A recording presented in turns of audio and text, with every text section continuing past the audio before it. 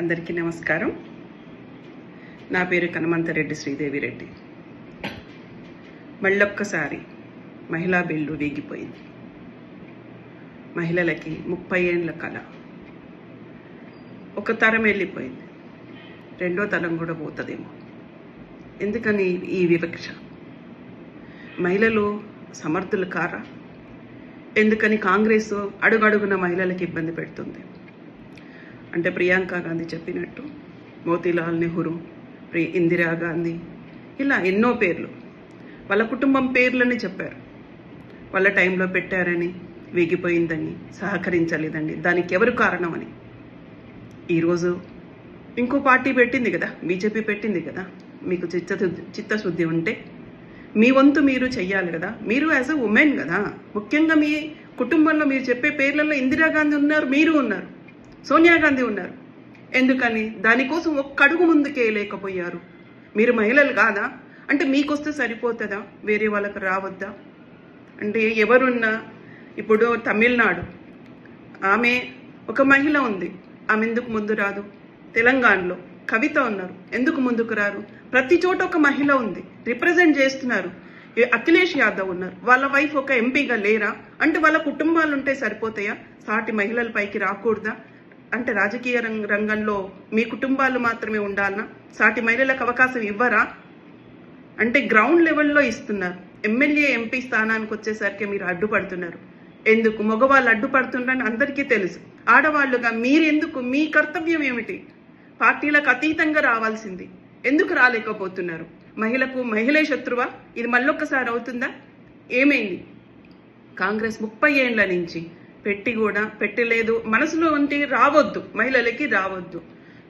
బూచి ఏంటి? BJP delimitations చేస్తుంది. అందులో ఏమైతుంది? బీజేపీ ఏం చెప్పింది? మీకు 50%, మీకున్న సీట్లలో ఇంకొక 50% పెరుగుతాయి, అంతే కదా. అందరు నష్టం ఎట్లా అవుతుంది? ఒక్కసారి ఆలోచించుకొని మాట్లాడితే బాగుంటుంది. మొన్న ఆప్ వాళ్ళు ఒక మహిళ నిన్న ఇంటర్వ్యూలో మాట్లాడుతుంటే చూసిన, ఆవిడ పేరు నాకు గుర్తులేదు, బట్ ఆవిడ కూడా అంతే ఎడ్యుకేటెడ్స్ అయ్యుండి కూడా మీరు రావద్దు అనే ఒక ఉద్దేశమే కనపడుతుంది. మహిళా బిల్లు పాస్ అవ్వద్దన్నదే కనపడుతుంది, కానీ మీ లాజిక్ ఎక్కడ కరెక్ట్గా ఉన్నట్టు అనిపిస్తలేదు. మీరు దీనితో పాటు డీలిమిటేషన్తో పాటు మహిళా బిల్లు పెట్టారు అంటున్నారు. డీలిమిటేషన్ చేస్తాము పెడతామని 23లో పెట్టారు కదా. అదే డీలిమిటేషన్ ప్రకారం దాని ప్రాసెస్ ఉండదా? ఆ ప్రాసెస్ ఉండాలంటే ఈ రోజు దాని అమలుకు కావాల్సిందే కదా పెట్టింది. ఎందుకు అర్థం కావట్లే? ఆ రోజు ఎస్ కొట్టి ఈ రోజు నో ఎట్లా కొడతారు? మీరు ఆలోచించి మాట్లాడండి. కాంగ్రెస్ వాళ్ళు ఆల్రెడీ మీరు ఫెయిలియర్ అయ్యిండ్రు. బీజేపీ ఏ నిర్ణయం తీసుకున్నా అది ఏ లెవెల్లో అంటే కాశ్మీర్ ఇష్యూలో కానివ్వండి, తలాక్ విషయంలో కానివ్వండి, ఏది తీసుకున్నా కానీ మీరు దాన్ని నో అని చెప్పడం బాగా అలవాటు అయిపోయింది. ఈ మహిళా రిజర్వేషన్ సృష్టిలో 50% మహిళలు ఉన్నారు. మహిళలు 50% కంటే కూడా ఎక్కువ ఉన్నారు. మీరు పార్టీలను ఓడగొట్టినట్టు కాదు ఇక్కడ కాంగ్రెస్ వాళ్ళు. ఆ ఆడవాళ్ళ మనోభావాలను దెబ్బతిన్నట్టు మీరు ఫీల్ అవ్వాలి. మీరు పండగ చేసుకుంటున్నారేమో పార్లమెంటులో, అంటే ఇది వీగిపోయింది, మోడీ గారిని ఓడగొట్టినాం అని అనుకుంటున్నారేమో. ఇది మోడీ గారి సమస్య కాదు, ఇది మహిళల సమస్య. ఇది సమాన భాగం కావాల్సింది మహిళలకు. అసలు అన్ని రిజర్వేషన్లు తీసేసి ఇది సృష్టిలో ఉన్న మగవాళ్ళు ఆడవాళ్ళ రిజర్వేషన్ కింద చేస్తే బెటర్ ఏమో అని నేను అనుకుంటున్నా.